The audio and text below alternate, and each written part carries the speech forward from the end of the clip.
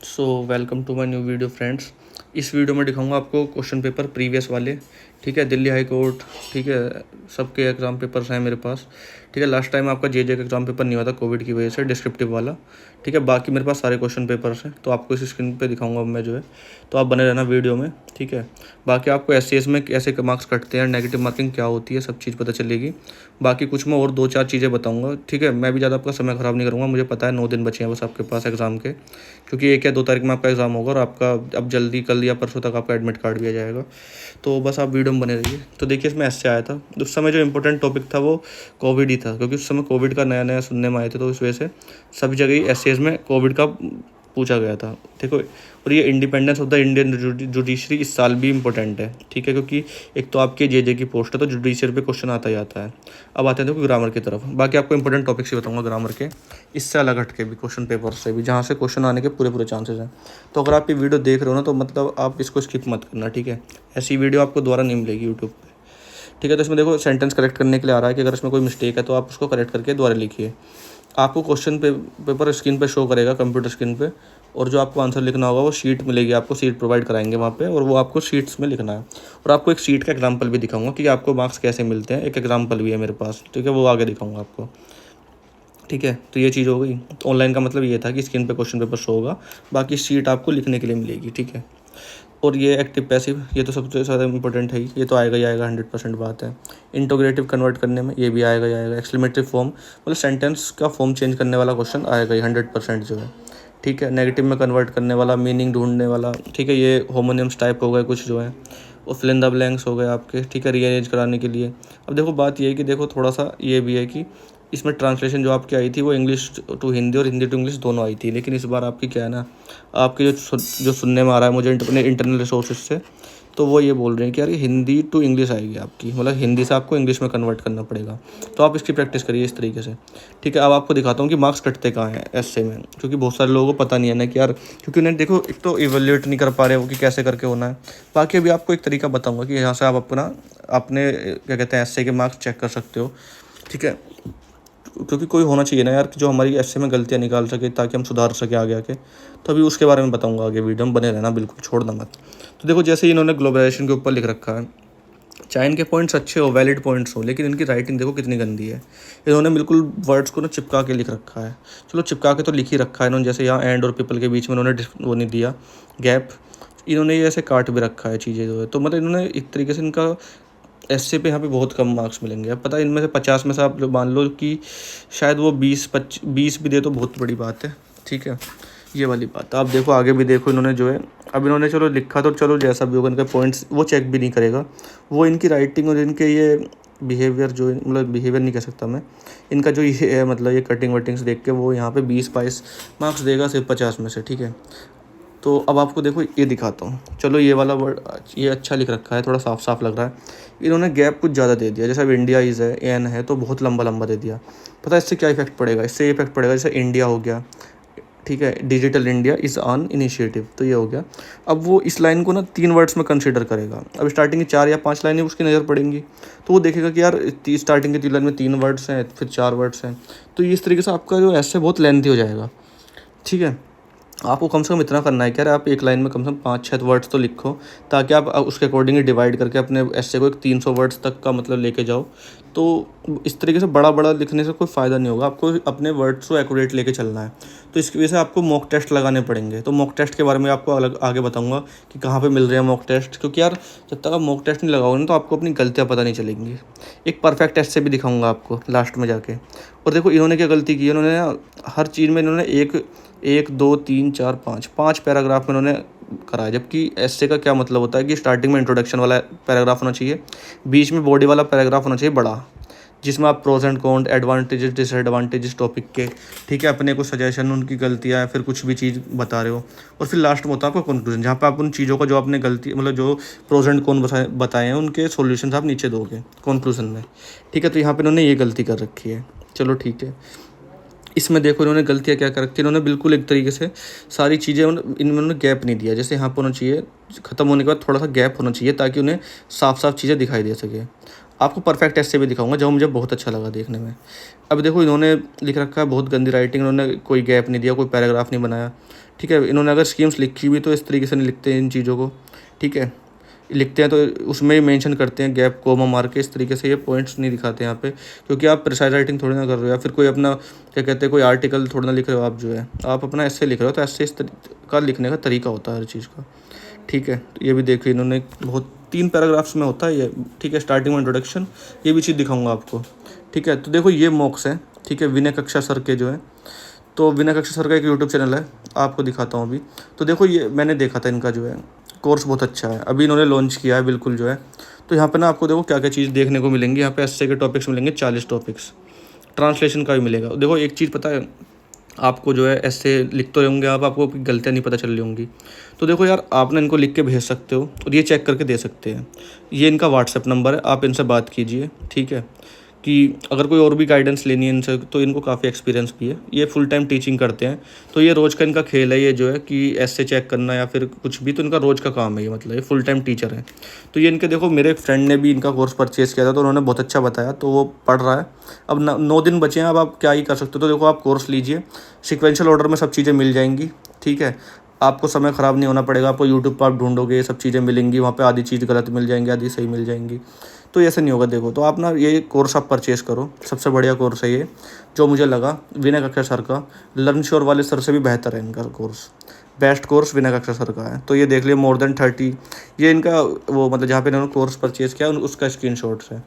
तो ये मैंने अपने फ्रेंड से लिया है। तो देखो यहाँ पे एस्से की वीडियोस डल रहे हैं रोज़ की रोज़, तो देखो आप देख लीजिए ये जाके। ग्रामर भी देखो 44 वीडियोस आपको मिल जाए, ट्रांसलेशन हो गया, एसए की वीडियोस हो गई, मॉक टेस्ट आपको इसमें कंबाइन मिलेगा। अगर किसी बंदे को अलग से मॉक टेस्ट लेने हैं ना, ये वाला कोर्स नहीं लेना, तो आप इनसे वो भी ले सकते हो, अलग से मतलब परचेज कर सकते हो, जिसमें आपको 7 मॉक टेस्ट मिलेंगे विद सॉल्यूशंस, पीडीएफ में सॉल्यूशंस मिलेंगे।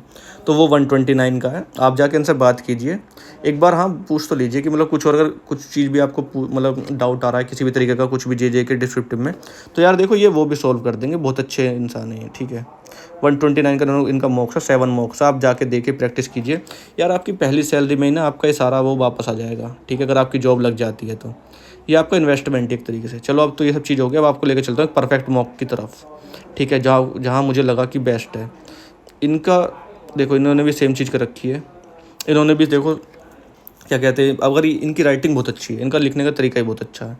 अगर ये यहाँ पे पैराग्राफ्स में लिखती ना तो इनका बहुत अच्छा होता, लेकिन उन्होंने लिखा नहीं है, तो बस यही है। किसी ने भी अब तक इस तरीके का कोई मुझे लगा नहीं कि मतलब मैं किसी को परफेक्ट बोल सकूँ। बाकी एक था वो मैं देखा था भी। तो देखो ग्रामर के टॉपिक्स ही हैं जो आपको प्रिपेयर करने, इसका स्क्रीनशॉट ले लेना। प्लूरल, मस्कुलाइन, फेमिनाइन, फिलप्स, article, sentence conversion, sentence correction. Sentence conversion वो है इंट्रोगेटिव टू एक्सक्लेमेटरी, इस तरीके से असर्टिव, इम्परेटिव, ये tenses, idiom, phrases, active, passive, direct, indirect, ये सब हो गया, ठीक है। 2 आवर्स का आपका क्वेश्चन पे होगा, ठीक है। अभी कुछ भी डिसाइड नहीं है क्योंकि लास्ट टाइम आपको एग्जाम नहीं होता, ठीक है। अब ये चीज़ पता नहीं चल पा रही कि आप सेक्शन पहला कर सकते हो कोई सा या नहीं कर सकता, ये भी बिल्कुल कंफर्म नहीं है, क्योंकि डीएसपी ने ज़्यादातर हमेशा अपने उसमें ये किया है कि वो एक सर्टेन टाइम अलॉट करती है अपने एक चीज़ को जो है। तो बाकी चीज़ वो भी देखते हैं अभी क्या होता है। अभी एडमिट कार्ड आएगा ना आपका, तो वहाँ आपको चीज़ें पता चल जाएंगी। लेटर नहीं आएगा जे में, लेटर एसपीए वगैरह इन एग्जाम्स में आता है, ठीक है। और आपको ट्रांसलेशन 25 वर्ड से ज़्यादा लिखनी है, ये चीज़ बताऊंगा। एक्सपेक्टेड कट ऑफ की वीडियो मैंने ऑलरेडी डाल दी है, नीचे आपको डिस्क्रिप्शन में मतलब इसके वीडियो के नीचे मिल जाएंगे। ये कुछ इंपॉर्टेंट टॉपिक्स हैं, ठीक है, एसए के। और इस बुक की पीडीएफ कहाँ मिलेगी ये भी बताऊंगा मैं आपको अभी जो है बिल्कुल थोड़ी देर में।